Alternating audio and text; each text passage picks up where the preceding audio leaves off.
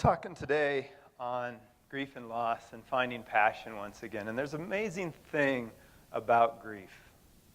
We don't want to do it. We just don't want to do it. And our society especially has taught us this thing called grief is kind of enter at your own risk. Open mine shafts, unpredictable animals, methane gas. So there's a lot of resistance for healing. Maybe due to not feeling worthy, but also because all of a sudden I have to face myself. In the midst of destruction, we go into a phase of chaos. In the midst of that chaos, we have the opportunity for reconstruction consciously to have a new start. That can seem like work. Maybe I choose to stay in chaos. Maybe I choose to stay stuck. Whatever it is, there's so much resistance to have to look at ourselves that grief becomes very difficult. Also within our society, mass media, we pop out. In today's world, we have the news, and all of a sudden, right after the news, we might have a Viagra ad, and then we have entertainment tonight to make sure who has the best body in Hollywood today. Loss is the definition of when someone's reality, their own reality, whatever that is, that definition has been decimated, shaken, rocked, taken out, or even just moved a little bit. We're in a place we have to redefine ourselves, and that can be very difficult. In that, grief is actually the emotional healing process, natural and normal, that happens from a loss. It's very interesting on most certificates and that sort of thing. It's you have a master's in therapy with an emphasis in grief and loss. Well, it really should be loss and grief. So grief is that piece of that natural healing process. And in that part, there is such a beauty, such a vulnerability, such a place that our heart gets to step forward. And we have that opportunity to see ourselves and our innocence. In a short time period, quite a while ago now, first I almost died. Then my brother died in a shipwreck. Then my wife had cancer for 2 years, which she danced with, worked with, became one of my most important teachers. And then she died. And then a couple years after that, both my daughters, Carrie and Amy, and my mother-in-law died in a car crash. I was shattered. I was decimated. And like the speakers today have talked about, somehow, some way, I found an intellectual fingerhold that allowed me to start to rebuild a life. With that said, I want to let you know today I am more happy than I've ever been. I feel more connected, hopefully more self-realized, more conscious, spiritually connected, and very, very passionate about life. It didn't happen easy, but I was able to do that. So I'm excited and I'm happy. And from that, I realized, wow, I wish there were some things that some people had told me. It would have been really nice. But I also realized then I wouldn't be up here talking. And so that happens. Whoa. I think I just covered my 12 minutes. That was great. I wish that time period of healing had gone that fast.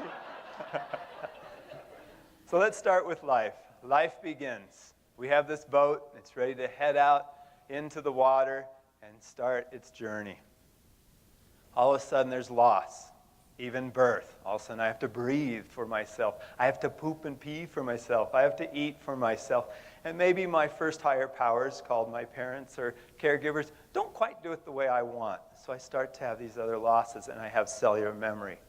Then I move into preschool. Maybe I pee my pants and all of a sudden I'm not invited to the birthday party. Or I play in the sandbox and all of a sudden I'm at the principal's office. Or I really liked all the cookies and I didn't know you could take them out of everybody's lunchbox. And then I get to 5th and 6th, 7th grade and all of a sudden the hormonoids kick in and all of a sudden there's catty stuff and there's bullying. And nowadays there's sexting and there's cyberbullying and there's all these other pieces. So I'm being inundated and I don't even know I am, but I better present as cool. And then I move on. Maybe there's a car crash. Maybe I lose my virginity. Maybe I lose my loss of innocence, which is a huge one due to what that means today. Loss of innocence is actually any time our reality does not feel safe. Anytime there's new data that says this world isn't quite as safe.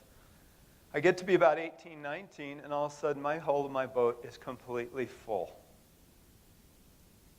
And I am full. Now this is normal. The brain actually doesn't do much grief in that time. It kind of is like, brother, I am filling this hull of the boat so that you can have some wisdom later on. Well, when that next loss comes, all of a sudden we feel that hull of the boat. And the cells have been waiting, the cellular memory, and it gets to come up that hull of the boat, and we get to start to do conscious grief and heal old wounds. But in the midst of that loss, we find we are caught in the past, totally overwhelmed by the future, and there is no present.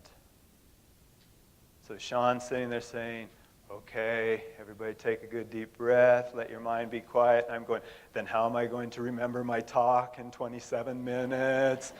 And so the present is very difficult. In loss, this is huge. In grief, we start to we heal, and we move so we have a scar of wisdom. We move that loss to the present, and we take the future and move that so that we're not overwhelmed and we can go one step at a time.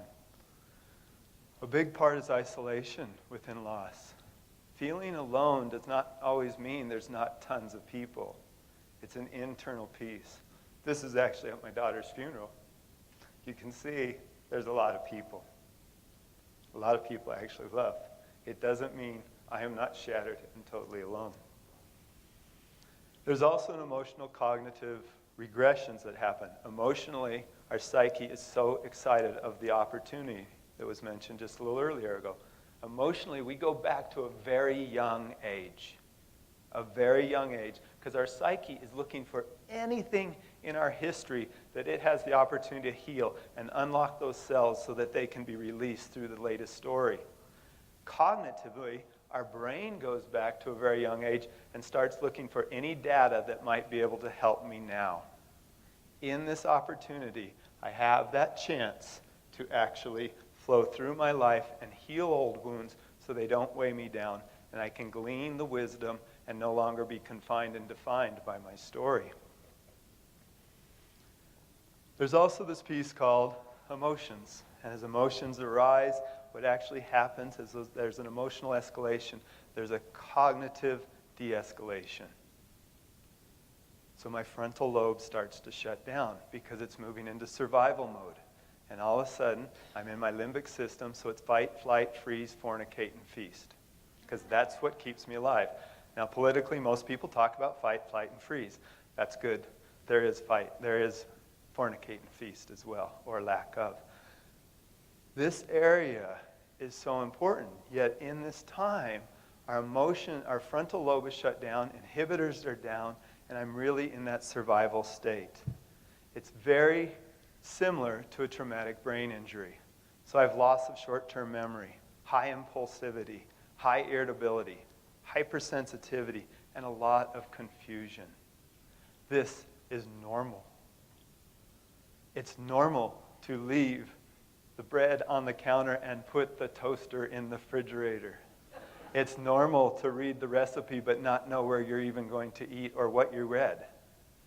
So these pieces are normal and natural because our frontal lobe has shut down while it's redefining itself. Elizabeth Kubler-Ross came out with the phases of grief. An amazing piece that happened in here as she was working with people who were dying and they were doing these phases. She realized when someone died, the bereaved, the bereft, actually do the same grief phases in order to rebirth themselves or redefine themselves. So she came up with these grief processes, and one of her regrets before she died was that she called them stages.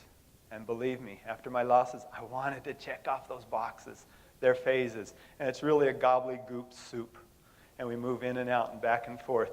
And we would be really good if I could do a holographic talk up here, but still I have to talk linearly because that's how our vocabulary works. So as I move through these, please remember we move back and forth, in and out for our lifetime. She talked about denial. Oh, I want to back up for a minute. Within that, the first time I heard of these phases, I thought they were all negative words. So once again, Why would I do this work? Also, if I was to grieve, would that mean I had to forget and everything was okay? No. I still get to have my shelf that says those pieces of my story that I told you today still rip my heart out. Yet I glean wisdom and they give me passion. I am not confined and defined, but it does not mean I think they're great. It also, a big misnomer, is that we might not find meaning out of an accident. We might not find meaning out of trauma, out of loss, but we have the opportunity to find meaning out of our life today from those losses. So now back to Kubler-Ross's work, and I know she had 5 stages, and there's 7 up there, but that's okay. I think a lot. Denial is insulation. It's that piece that gives me enough time for this information that's come down to seep down into my psyche, and then those two come back into congruence. Anger is the protest. This is not what I planned. It's also refined energy.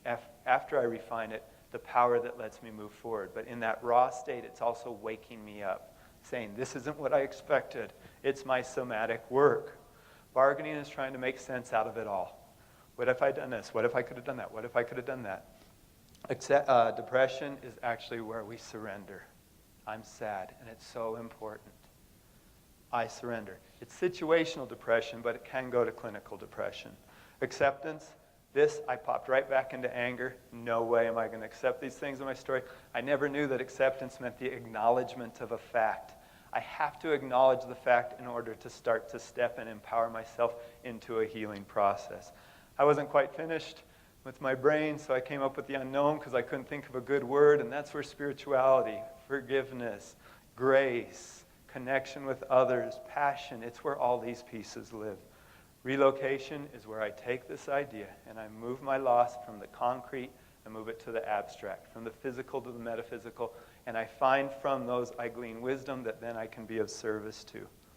And from healing from loss, we have that chance to be one of our true self, authentically us.